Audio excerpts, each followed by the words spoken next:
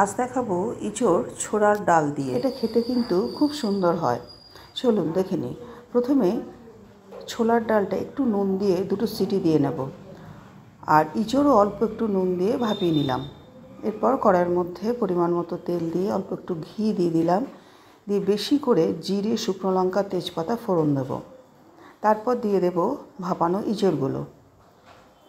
একটু নাড়াচাড়া করে পরিমাণ মতো নুন, হলুদ, কাশ্মীরি লঙ্কা গুঁড়ো, ধনে জিরে গুঁড়ো দিয়ে আবার একটু নাড়াচাড়া করে দিয়ে দেব পরিমাণ মতো মিষ্টি আর কাঁচা লঙ্কা। সেটাও ভালো করে কষিয়ে নিয়ে এরপর সিদ্ধ করে ডালটা দিয়ে দিলাম।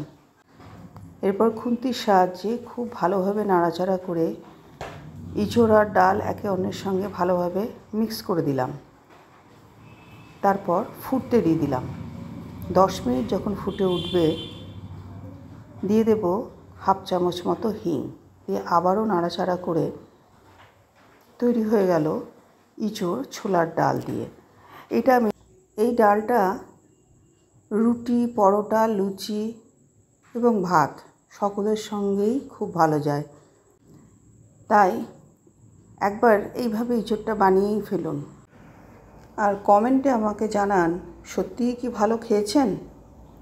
সবাই ভালো থাকুন।